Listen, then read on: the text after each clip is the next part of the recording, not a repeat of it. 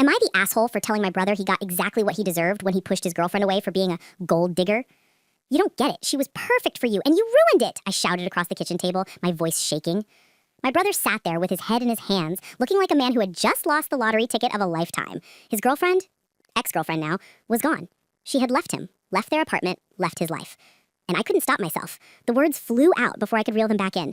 You got exactly what you deserved. His head snapped up. His eyes were red, glassy, furious. For a moment, I thought he was going to throw the coffee mug sitting in front of him.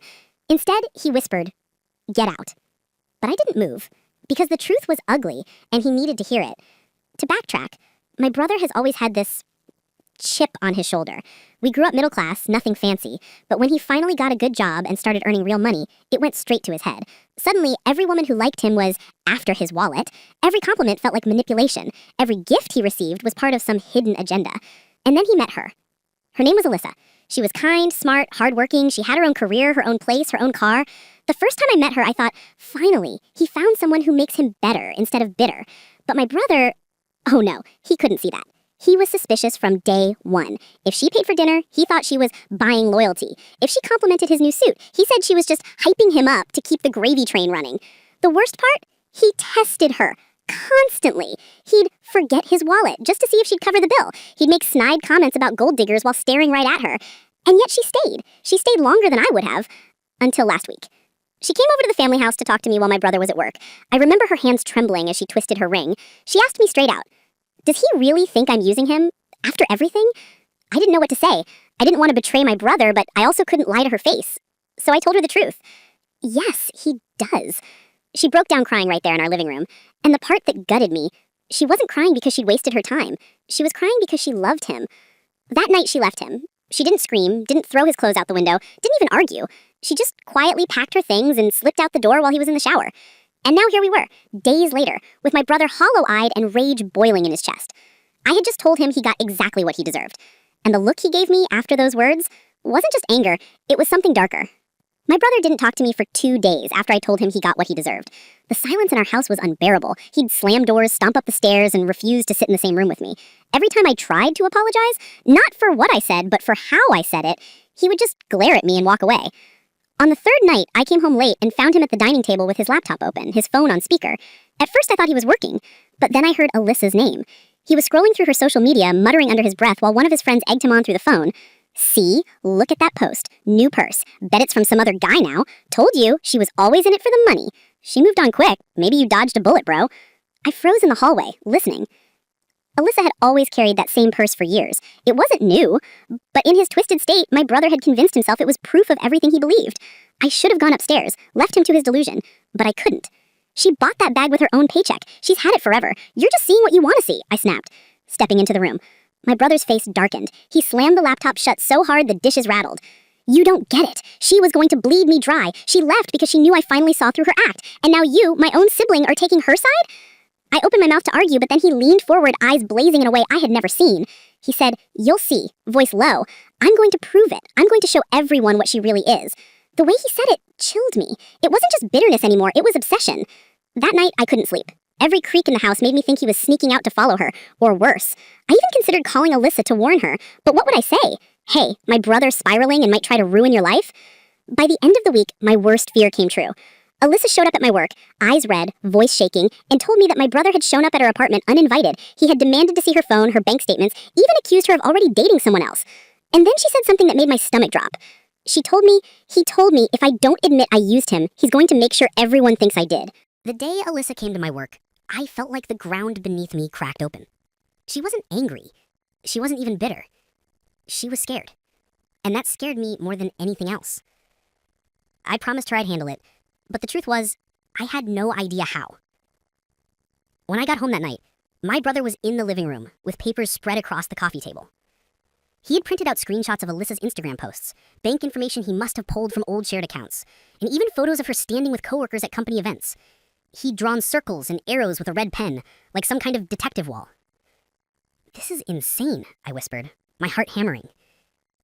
He looked up, eyes bloodshot but burning with determination. "I'm this close. I'll show you. I'll show everyone. She's a gold digger and I'll prove it." I tried reasoning with him. "She loved you. She didn't want your money. She wanted you. Look at what you're doing. You're chasing shadows. You're the one who pushed her away, not the other way around. But the more I pushed, the angrier he got. His voice grew louder, his gestures sharper, until finally he screamed, "Shut up! You don't understand. You've never been used. You've never had someone fake love just to get what they want." That hit me like a slap. Because in that moment I realized this wasn't just about Alyssa. This was about him. About years of insecurity. About how he never believed he was enough without money to keep someone by his side. But I also realized something darker. He wasn't going to stop. And I was right. 2 days later, Alyssa called me sobbing. My brother had shown up at her workplace. He marched right into her office and told her boss she was using men to climb the ladder and that she'd pulled the same stunt with him. Her boss didn't believe him, thankfully, but Alyssa was humiliated. Her hands were shaking so badly she could barely hold the phone when she told me. I lost it that night. I stormed home, threw open the door, and found him drinking on the couch like nothing had happened. "You've gone too far," I yelled. "Do you realize what you're doing to her? You're destroying someone who never wronged you, all because you can't handle the idea that you're the problem." My brother sneered, leaning back in his chair. Maybe she should have thought twice before messing with me. Now she knows. "Knows what?" I yelled. "That no one makes a fool out of me." And then, almost casually, he added, "You should stop defending her, because if you're not careful, people are going to think you're just like her." For the first time, I felt real fear. Not just for Alyssa, but for myself. My own brother was turning his rage toward me. And the way he looked at me, like I'd betrayed him just as much as she had, told me this was only the beginning. The shift happened fast, so fast I could almost pinpoint the moment my brother stopped being just angry and became something entirely different. It was the night I found his phone left unlocked on the coffee table. I wasn't snooping, but the screen lit up with a notification, and curiosity got the better of me. It was a group chat with 2 of his friends. And there it was, in plain sight. "She deserves it. No one makes a fool out of me. I'm going to ruin her name. Watch." My chest went cold. My brother wasn't just bitter, he was plotting. When I confronted him, he didn't even try to deny it. Instead, he leaned forward, eyes wild, and hissed, "If she thinks she can walk away from me clean, she's wrong. And if you keep standing in my way, you'll regret it too." That was the breaking point. I shouted back, louder than I'd ever shouted in my life. "You're destroying yourself. You had someone who cared about you, and you crushed her because you couldn't believe she loved you for who you are. And now you're blaming me? Your own family?" He stood up so fast his chair toppled over. For a second, I thought he was going to hit me. His face was inches from mine, jaw clenched, fist tights at his sides. "You think you're better than me?" he growled. "You think you know love? You don't know anything. You're just a weak little hypocrite. Always on her side, always against me." Something inside me cracked. Years of walking on eggshells around his temper, years of cleaning up after his messes, years of making excuses for his paranoia, it all boiled over. I shoved him back. "No, you're the hypocrite. You pushed away the best thing you ever had, and now you're so obsessed with proving you were right that you're burning everything around you to the ground." His face twisted into something ugly. He didn't yell this time, he whispered. And that whisper scared me more than all his screaming. "You will regret this." Then he stormed out of the house, slamming the door so hard the walls shook. I stood there in the wreckage of our fight, my chest heaving, my hands trembling, wondering where he was going and what he was about to do. But deep down, I already knew. He wasn't finished with Alyssa, and now I wasn't sure he was finished with me either. I didn't sleep that night. Every sound outside, every car door slamming, every dog barking made me jump. My brother's words echoed in my head like a threat I couldn't shake. "You'll regret this." By morning, I still hadn't heard from him.